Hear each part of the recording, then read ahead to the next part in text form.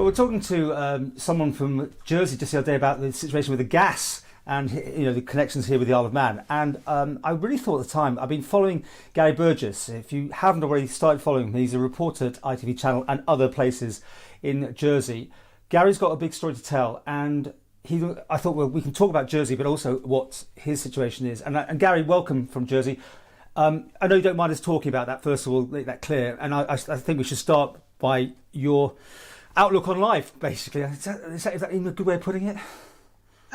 You can put it however you like, Paul. It's a treat to speak to you. I received some health news around 5 or 6 weeks ago. I've been dealing with cancer in recent years and had some what they call salvage chemotherapy, which is basically last chance saloon chemotherapy at the end of last year, early this year. And while it initially appeared to have worked, my cancer is back, and unfortunately I was given a terminal diagnosis early on in November. So I've been told I've got 6 to 12 months to live. Wow. It might be sooner than that. It might be a lot longer than that. So it's devastating. But you, and it surprised me, you very quickly process this information and realise I've still got to get on with my life, which right now means reporting on coronavirus here in Jersey. Okay, and I've got to say, your blog is just awesome. The way you write, the depth and the feeling, it moves me totally. And I know so many people follow that. Bless you. That's very, very kind of you to say that. That does mean a lot. And I found it's quite a selfish thing. I find it very cathartic when your brain is full of all these thoughts and these emotions. It kind of dribbles out of my fingertips. And as much as I'm a broadcast journalist by trade, actually writing this stuff, sharing those thoughts is really helpful for me. But perhaps even more importantly, it's been really helpful for other people. So for even close friends and family, is just something to go to as an aid memoir, to add a bit of context around the news that I've just shared with them. But then also for friends and strangers near and far who've read this blog and shared this blog and then blown both me and my husband Alan away with their incredibly kind good wishes. It's become this virtuous circle of kindness that's in these really dark times has genuinely brought some light.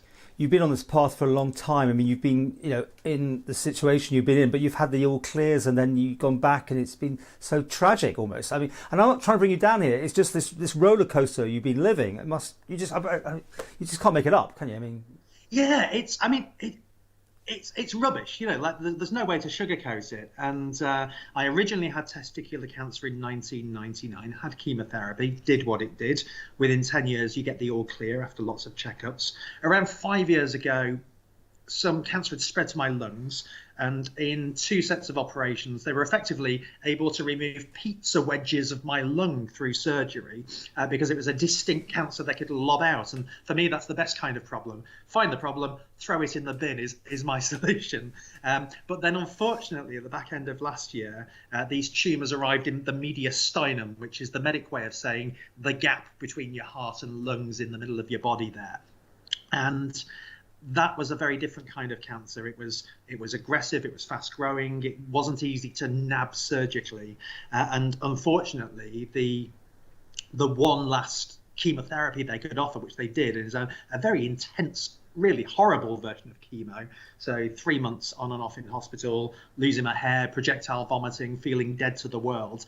But did what it needed to initially. And then, by this summer, things just didn't feel right. Got the scan in October, got the news in November. And it's now really about focusing on living my best life, which lots of people are quick to tell you is quit work, go on holiday, don't be on social media, which are probably all the things I'd have said to other people before it was me. I very quickly realized living your best life, if I was to stop working, it would be like losing a limb because it's such a part of who I am. So I think my best life is more just dialing those dials a little bit. So it might be a bit less work when this pandemic, touch wood, eventually moves on. It might be dialing up the holiday bits. But it's really fundamentally about all the things I love in my life. And that is also work as well as being around my loved ones. I want to turn to this now because the pandemic, and it is really incredibly different. I mean, you've got Jersey, Guernsey, and the Isle of Man, but the way it's been handled in Jersey, we all look to you going, and as journalists, we were asking these questions to our politicians. Look what they're doing. They've opened the borders. They've gone back to work. They're open for everything. Why aren't we doing the same? And of course, as it's turned out, it hasn't been necessarily the right course of action. Can you explain to people on the Isle of Man here what's going on? I mean, I think people have a rough idea that it's not good news, but you've been really working on this story and giving the politicians a hard time about it.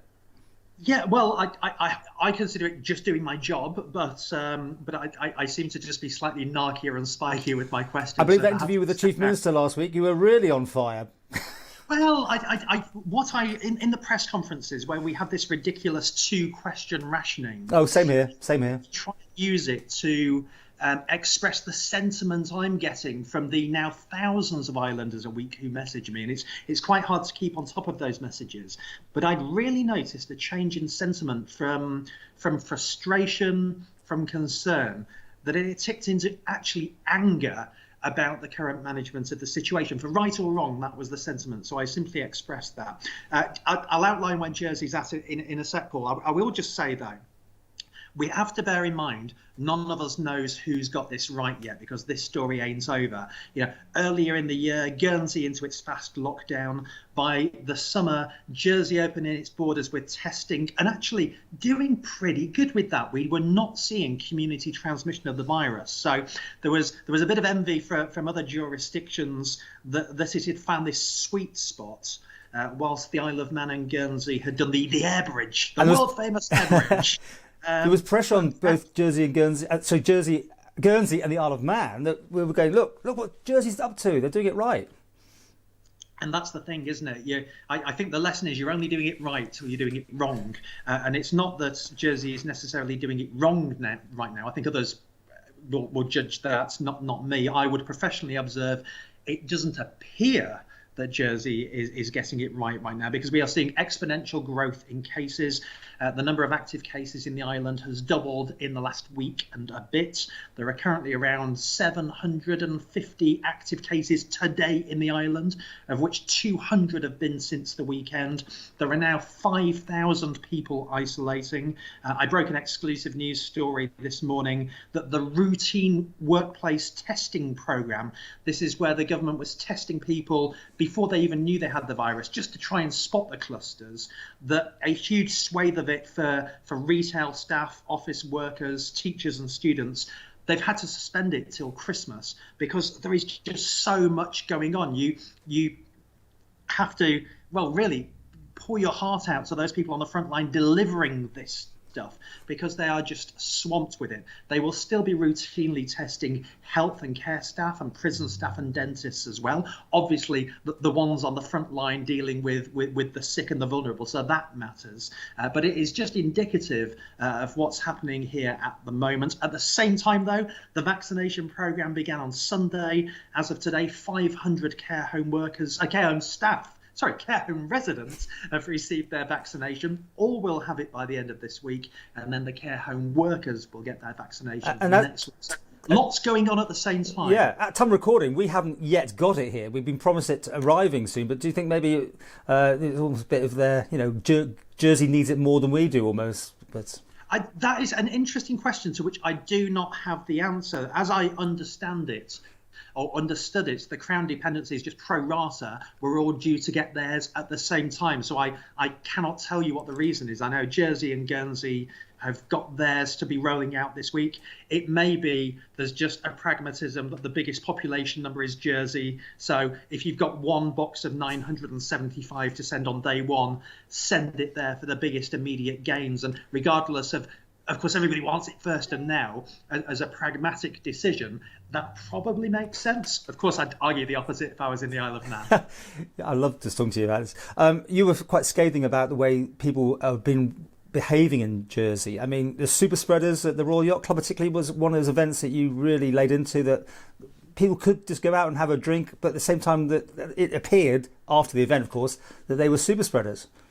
Yeah, one of the stories of this pandemic is that regardless of the government's either rules or guidance, and we can have a long debate about the wisdom of offering guidance, because people hear guidance and go, we can ignore that.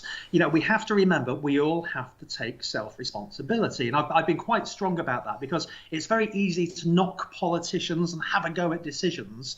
I think there's room for both, and I blogged about it the other day, because it's not that we should all say we all need to take self-responsibility, ergo there's no blame on government. There's both in this. But those who are just outsourcing their responsibility to the government, I'm afraid, need a check-up from the neck up. My rule has been simple since March. Every single person I meet, I assume has coronavirus. And so far, that's served me well. All I do is keep my distance at 2 meters.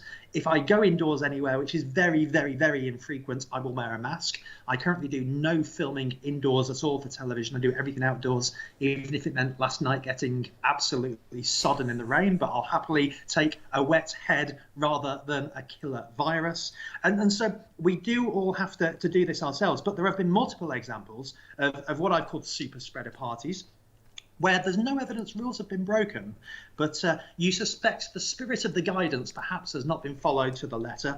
One at a particular hotel where 20 people were present was directly responsible for more than 500 people having to go into isolation. And that, for me, is a superb example of cause and effect, and how, bang, this thing can just explode before your eyes. And we talk about exponential growth for a reason, not linear growth. Exponential growth. We have, I think at my last check, 10 schools affected. 55% of students are absent from school at the moment. Teachers are not able to open classes because there aren't enough teachers to open all the year groups. 70 frontline healthcare staff at the hospital are isolating. Half the ambulance service is isolating. So you can see all these stresses on the services. And unless you go hard and fast with this stuff, which is what we've seen in many pandemics, then you have a problem, which is why history tells it is the second wave of a pandemic that's the bigger one. The first one, you go hard because you don't understand everything. The second one, you think you understand it, so the responses are usually not as black and white. And certainly from a Jersey perspective, the numbers speak for themselves right now. I mean, the Chief Minister's come under a lot of pressure. Besides your interview, there's been a confidence vote in him. I don't know if that was associated with this, but they certainly haven't gone the full hog of having a full shutdown, have they yet? And Christmas is approaching, and mask wearing is that, where's that up to now? You have to wear masks yet or not? Yeah, so as of the 2nd of December, mask wearing indoors in public spaces, effectively shops and supermarkets, is now mandatory. There was a hospitality shutdown last week. And basically until the 4th of January, the hospitality trade, if they have an alcohol license, even if they don't plan to serve alcohol, so that's bars, restaurants, hotels, but even some cafes, if they happen to have an alcohol license, they are closed. It's only your corner cafes, your Costa coffees that didn't have alcohol licenses that are continuing to trade.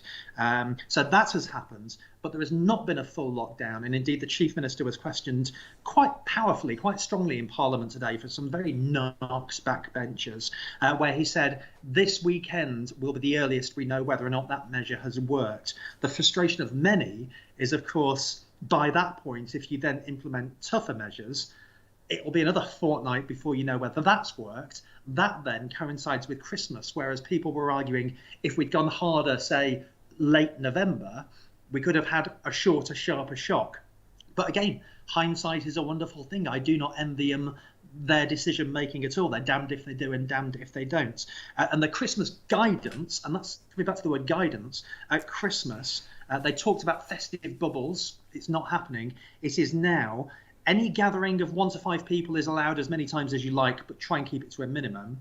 If it's a gathering of 6 to 10 people indoors, you're only allowed to do it 3 times in total from the 23rd of December until the 4th of January, no more than once on any one day. And if you want to meet as more than 10 people, it can be 11 to 20 people, but only outdoors in a public place. I bet you can imagine the one word I got back from people when that was announced. That word was confusing. I'm impressed you got that all out. I mean, that does exactly sound like that.